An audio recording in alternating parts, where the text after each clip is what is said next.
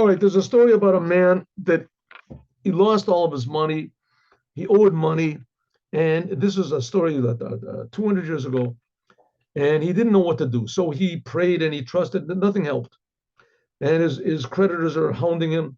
So he went to a rabbi called Rabbi Muttel of Chernobyl, Rabbi Mordechai of Chernobyl.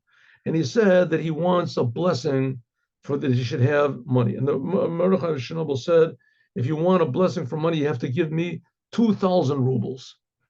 2,000 rubles is like $200,000. So I said, Rebbe, I need money. I haven't got anything. I came to you for a blessing. He said, you want my blessing?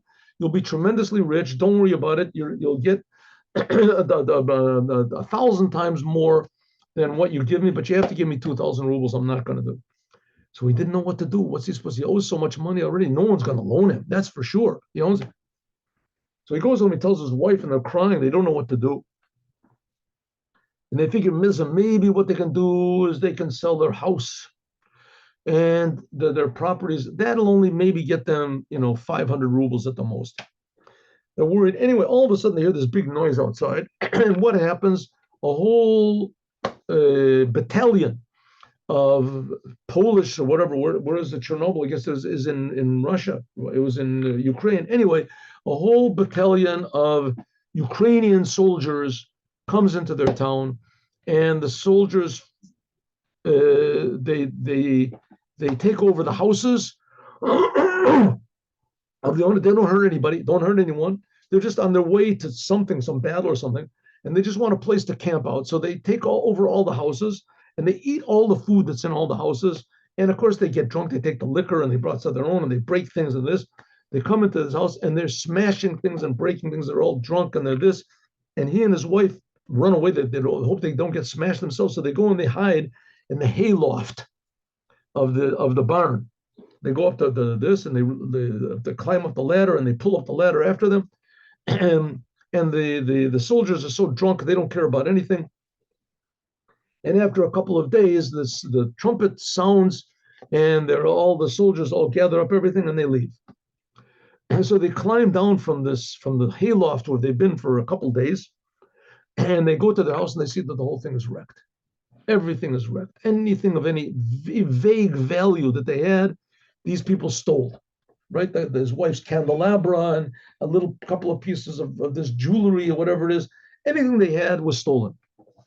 So now, even if they thought maybe before they would sell their house or something, so what are they going to get from it now? The thing's just in total shambles. And they wrecked everything there was. They killed all the animals to eat them. They eat the animals, so they got nothing that. So what to go? So they're starting to clean up as much as they can. And the man says, listen, we have to trust in God. Everything's going to be okay. And they notice under the bed, there's this big chest. And so they pull out the chest, and there's a lock on it, whatever. And he figures a couple of days they're probably going to go back. Nobody comes back. And he leaves the chest under the bed. And sure enough, the soldiers come running in, and they're asking everywhere, did you see a chest? Did anyone see a chest? They just keep quiet. They don't say nothing. You see a chest, and they don't ask them. They don't come to their house. They go to every other house. They go and they turn over everything, and they knock over everything, and they can't find the chest. The commander says, listen, it must be that somehow or other the chest fell out or something. We've checked everywhere. And for some reason, they kept missing this house where this man was.